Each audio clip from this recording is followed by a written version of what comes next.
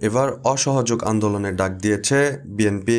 তফসিল বাতিল, ভোট বর্জন এবং নির্দলীয় নিরপেক্ষ সরকারের দাবি নিয়ে রাজপথে আবারও সরব হতে চায় বিএনপি।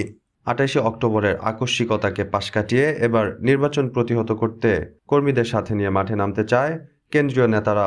একতরফা নির্বাচন করে দেশে আরব বসন্ত তৈরি করলে দায় সরকারকেই নিতে হবে বলে জানায় দলটির নেতারা। মঙ্গলবার এক ভার্চুয়াল প্রেস ব্রিফিংয়ে রুহুল কবির রিজভী অসহযোগ আন্দোলন ঘোষণা করেন। এই অসহযোগ আন্দোলনের অংশ হিসেবে ২১ থেকে ২৩ ডিসেম্বর গণসংযোগ কর্মসূচি এবং ২৪ ডিসেম্বর হরতাল পালন করবে যুগপৎ আন্দোলনে থাকা এই দলটি। এদিকে নির্বাচন বিরোধী যে কোনো সভা সমাবেশ বন্ধে স্বরাষ্ট্র মন্ত্রণালয়কে চিঠি দিয়েছিল সরকার।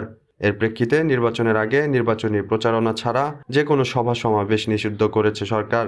এমন পরিস্থিতিতে নির্বাচন প্রত্যাখ্যান, তফসিল বাতিল এবং নির্দলীয় নিরপেক্ষ সরকারের অধীনে নির্বাচনের দাবিতে সারা দেশ সহ রাজধানীর কোথাও শক্ত অবস্থানে দেখা যায়নি দলটির নেতাকর্মীদের।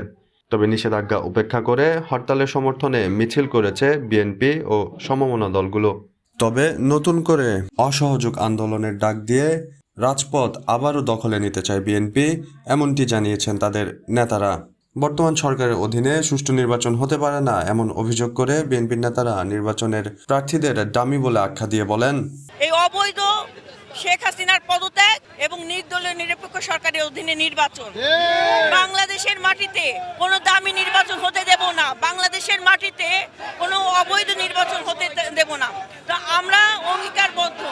আজকে যে জনগণের ঢল নেমেছে, যে নেতাকর্মীর উচ্ছ্বাস, এতে বোঝা যায় যে বিএনপিকে ভাঙা যায় না। বিএনপি নতুন করে গড়তে জানে, বিএনপি গণতন্ত্রকে পুনরুদ্ধার করতে জানে। কারণ স্বাধীনতার ঘোষক শহীদ প্রেসিডেন্ট জিয়াউর রহমান তার ঘোষণার মাধ্যমে রণাঙ্গনে যুদ্ধ করে তিনি একটি স্বাধীন বাংলাদেশ আমাদের উপহার দিয়েছে। এখানে বাংলাদেশে কোনো নির্বাচন হচ্ছে না, এটা ডামি নির্বাচন। এখন ডামিদেরকে দিয়ে নির্বাচন করানো হচ্ছে। তো আপনারা ভালো মতনই বুঝতে পারছেন যে এখানে নির্বাচন না, এখানে একটা পাতানো খেলা হবে। এদিকে জনগণকে ভোট বর্জনের আহ্বান জানিয়ে প্রচারপত্র তৈরি করছে দলটি। ২ পাতার প্রচারপত্রে এক পাতায় খালেদা জিয়ার মুক্তির দাবি, অন্য পাতায় নির্বাচনকে একতরফা উল্লেখ করে নির্বাচন বর্জন করার কারণগুলো তুলে ধরা হচ্ছে।